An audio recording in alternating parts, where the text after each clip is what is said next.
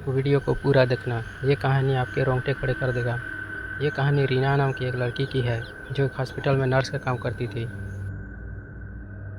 एक हॉस्पिटल था जहाँ रीना नाम की लड़की वहाँ ट्रैवल नर्स का काम करती थी और ज़्यादातर उसे नाइट शिफ्ट में काम करनी पड़ती थी। जब रीना नाइट में काम कर रही थी, उसे काम करने के लिए आईसीयू में ले जाया गया। रात के 3 बजे एक मरीज ने कॉल बेल बजी। फिर रीना उस मरीज के पास गई। मरीज ने रीना से बोला वो क्या चाहती है। रीना ने पूछा आपका क्या मतलब है। मरीज ने बोला कि वह नर्स जो यहाँ आती रहती है और वहाँ कोने में खड़ी रहती है। रीना ने पूछा कौन है, यहाँ तो बस हम दोनों हैं, न ही दूसरी कोई है।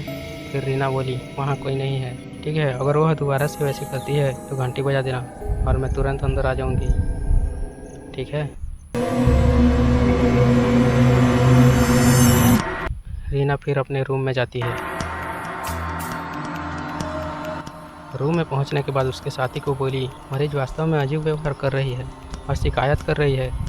कोई नर्स उसके कमरे में आती रहती है। मुझे तो लगता है शायद वह सपना देख रही होगी।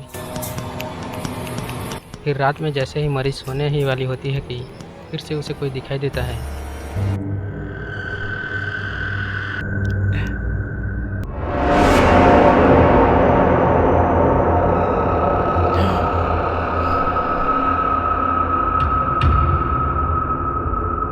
फिर मरीज ने कॉल बेल बजाई। रीना कॉल बेल सुन के फिर देखने जाने लगती है।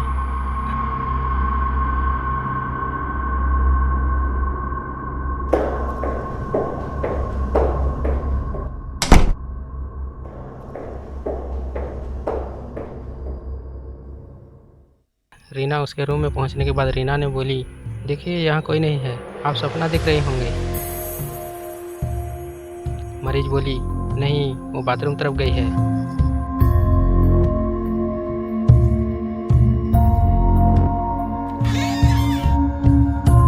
रीना बाथरूम में देखी, वहाँ कोई नहीं थी। मरीज बोली लेकिन वो तो वहीं गई थी। रीना बोली वह कैसे दिखती है। मरीज बोली यह बताना मुश्किल है, यहाँ बहुत अंधेरा है, ठीक से दिखाई नहीं दिया। और मरीज ने बोला लेकिन वह एक महिला थी।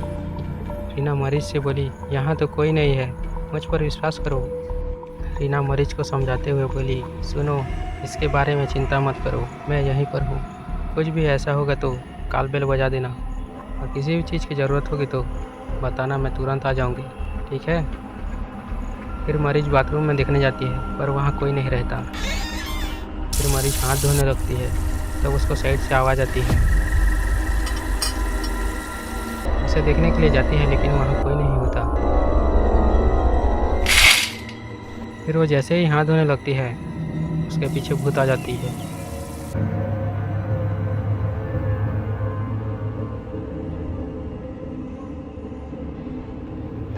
जैसे ही पीछे देखती है वहाँ कोई नहीं रहता।